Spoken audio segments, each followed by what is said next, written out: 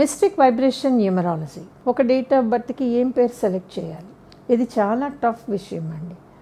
అంటే చాలా ఈజియెస్ట్ వేలో మనకి కావాలి అనుకుంటే కనుక నక్షత్రం ప్రకారం పేరు పెట్టుకోవడం. దీనికి పెద్దగా ఎక్స్పర్టైజేషన్ ఏమీ అవసరం లేదండి. మనము పంచాంగం చూసుకుంటే మన పిల్లలు పుట్టినటువంటి సమయానికి తగ్గ నక్షత్రం, అది ఎన్నో పాదం, అక్షరం రెడీగా ఉంటుంది. ఒకవేళ ఆ పాదానికి తగ్గ అక్షరం బాగా లేకపోతే మిగిలిన 3 పాదాల్లో అక్షరం పెట్టుకోవడం ఇంకా బాగుంటుంది. ఏదేమైనప్పటికీ ఇది బాగుంది, ఫైన్ అండి. అయితే ఇప్పుడు ఒక పేరు అన్నిటినీ ఎలా మార్చగలదు? చాలా పెద్ద క్వశ్చన్ అండి. మనం ఆలోచించుకోవాలి కూడా. ఒక పేరు అన్నిటినీ ఎలా మార్చగలదు?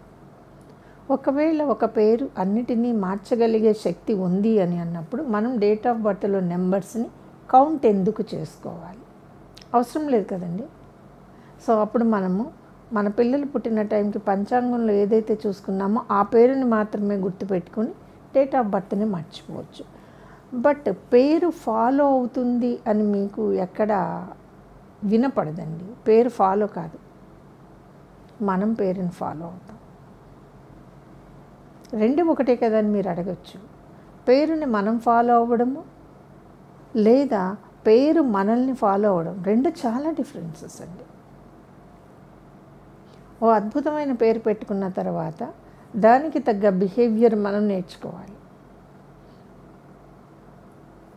అంతకు మించి మంచి చదువు మనకి రావాలి, మంచి ప్రొఫెషను రావాలి, మనకు ఒక స్కోప్ ఉన్న లైఫ్ ఉండాలండి. ఇవే కదా. అయితే ఈ 4 మీకు పేరు ఇవ్వగలదా? అలా ఇచ్చినట్లయితే మనకి లోకంలో ఇన్ని పేర్లు ఉండేవి కాదండి. ఒక సక్సెస్ఫుల్ నేమ్ తీసుకుని ఆ నేమ్ని అందరూ పెట్టేసుకోవచ్చు. ఎందుకు జరగటం లేదు? ఒకవేళ అలా పెట్టుకున్నా కూడా ఆ పేరు వీళ్ళని ఎందుకు పైకి తేవటం లేదు? ఎప్పుడైనా ఆలోచించారా? ఆలోచించండి. ఎప్పుడైనా ఒక సక్సెస్లోకి వచ్చిన పేరుని మనం పెట్టుకోవటం ద్వారా మనం సక్సెస్లోకి వెళ్ళామా? అటువంటి దృష్టాంతాలు ఉన్నాయా? ఉండవండి. ఎందుకు అంటే ఫస్ట్ ఇక్కడ అక్షరాన్ని సెలెక్ట్ చేసుకునేదే డేట్ ఆఫ్ బర్త్ పర్మిషన్. అంతే కదండి. మీరు పంచాంగం చూడాలంటే ఆ రోజు తారీఖు ఉండాలి కదా మీకు. కాబట్టి ఆ డేట్ అనేది లేకుండా మీరు పంచాంగం చూసి అక్షరం చెప్పటం ఎవరికీ సాధ్యం కాదు.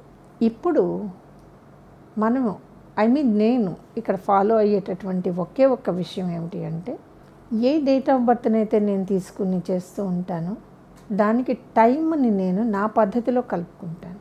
టైంని కలుపుకున్నప్పుడు నేను సెలెక్ట్ చేసుకున్నటువంటి అక్షరం తాలూకు ఫ్రీక్వెన్సీని, వైబ్రేషన్ని టైంకి, డేట్ ఆఫ్ బర్త్కి కలుపుతాను. కలిపినప్పుడు నాకు వచ్చిన లెక్కల ప్రకారం నేను చేస్తాను. అటువంటి లెక్కల్లో ఒక్కోసారి మీ నక్షత్ర ప్రకారం అక్షరము రావచ్చు, రాకపోను. బట్ ఈ 3 కలపకుండా నేను ఒక మనిషి జీవితానికి సంబంధించిన ట్రయాంగిల్ని అయితే వేసుకోనండి. ఫస్ట్ ట్రయాంగిల్లో ఉన్నటువంటి లైన్ వచ్చి date of birth. Second triangle అంటే ట్రయాంగిల్లో 2వ భాగమైనటువంటి పార్ట్ సమయము, కింద బేస్ పేరు.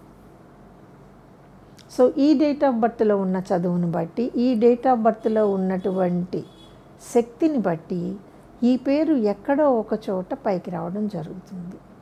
ఓన్లీ పేరే మీకు అన్నీ ఇవ్వదు. కానీ సరిపడిన పేరు పెట్టుకోవటం వల్ల మన డేట్ ఆఫ్ బర్త్లో ఉన్నటువంటి నెంబర్స్ మనల్ని ఇబ్బంది పెట్టవు. అర్థమైంది కదండి. ఈ వీడియో కనుక నచ్చినట్లయితే లైక్ చేయండి, షేర్ చేయండి, మా ఛానల్ని సబ్స్క్రైబ్ చేయండి.